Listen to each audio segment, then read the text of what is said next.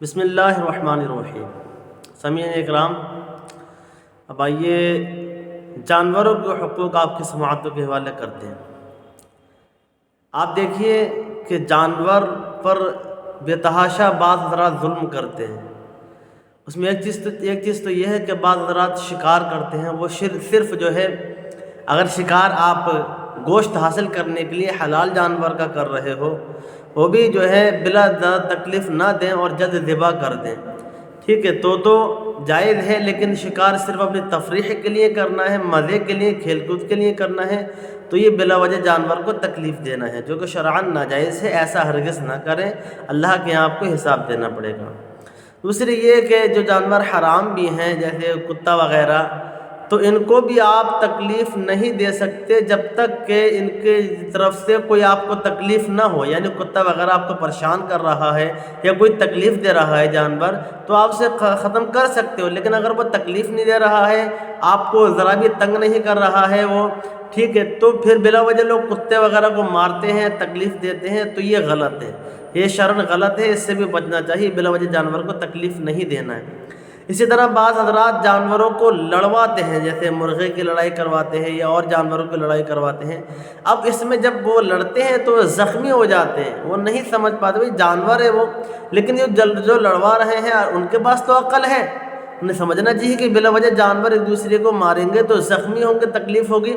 تو اس کے ذمہ دار وہ حضرات ہیں، انہیں بھی اللہ کا جواب دینا ہے۔ تو ایسا ہرگز اللہ کے لیے نہ کریں، بلا وجہ جانوروں کو نہ لڑوائیں۔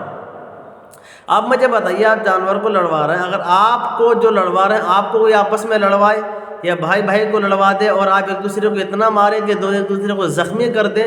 تو آپ اس کو قصوروار ٹھہراؤ گے کہ جس نے آپ کو لڑوایا ہے،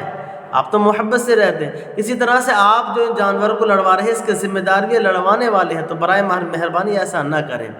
اسی طرح اگر بعض حضرات جو ہے جانور کو بلا وجہ پنجرے میں بند کر دیتے ہیں، قید کر دیتے ہیں، اس کی ماں سے الگ کر دیتے ہیں پکڑ کے، یا بعض حضرات جو ہیں جوڑے سے الگ کر دیتے ہیں، تو اس کا بھی احتیاط برتیں، اس طرح سے بھی نہ کریں، یہ بلا وجہ جانور کو تکلیف دینا ہے۔ اسی طرح سے آپ دیکھیں گے کہ اکثر حضرات کے پاس جانور پالتے ہوتے ہیں، بھینس ہے، گھوڑا وغیرہ ہے، جو بھی جانور ہے، تو بعض حضرات ان کو کھانا پینا دینے میں دیری کرتے ہیں، بعض حضرات بہت کم کھانا دیتے ہیں، تو یہ بھی غلط ہے۔ ایک مسلمان یا تو آپ کے بس کے نہیں تو جانور کو نہ پالو، اگر آپ جانور کو پال رہے ہو تو اس کو جو ہے کھانا پینا ٹائم سے بھی دینا ہے، اور جتنی اس کی بھوک اتنا دینا ہے، اسے بھوکا پیاسا نہیں مارنا ہے۔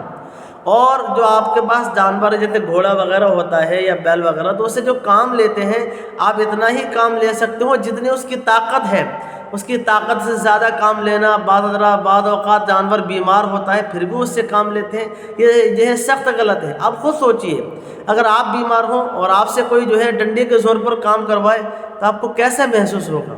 آپ نے پورے طور پر کھانا بھی نہیں کھایا، کوئی ڈنڈے کے زور پر کام کروا رہا ہے، تو آپ بھی جانیں گے کیا تکلیف ہے۔ لیکن جانور کو آپ اس طرح سے پیش آتے ہیں کہ جانور اس کے اندر جان ہے، اسے تکلیف کا احساس ہوتا ہے۔ ایک ایسی چیز جس کے اندر جان نہیں ہے وہ آپ پھینک دو، ایک الگ چیز ہے، لیکن وہ جس کے اندر جان ہے اسے تکلیف کا احساس ہو رہا ہے، تو بلا وجہ جو جانور آپ کو تکلیف نہ دے، برائے مہربانی اسے بالکل بھی تکلیف نہ دیں، اور جانور پر بلا وجہ بالکل ظلم نہ کریں، جو کہ اللہ سے ڈریں، وہ بے زبان جانور ہے، اس کا جواب آپ کو اللہ کا دینا پڑے گا۔ بعض حضرات ایسے بھی ہوتے ہیں کہ زندہ جانور کو لٹکا دیتے ہیں اور اس پر گلیل سے نشانہ لگاتے ہیں۔ اب مجھے بتائیے، انتہا درجے کا ظلم ہے، آپ ایک دوسرے لٹکا دیے اور آپ دو سے اس پر نشانہ لگا رہا ہو۔ آپ کو نشانہ لگانا ہے، کسی بے جان چیز پر نشانہ لگا سکتے ہو،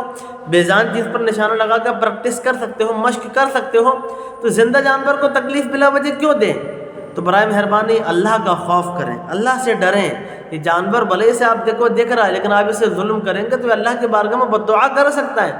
بد دعا کرے گا، پھر اللہ تعالیٰ آپ کو عذاب دے گا تو برداشت نہیں کر سکتے، اس لیے کہ انسان بہت نازک ہے، اللہ کا عذاب بڑا سخت ہے۔ اللہ سے ڈریں، اللہ تعالیٰ تمام مسلمانوں کو عمل کی توفیق عطا فرمائے۔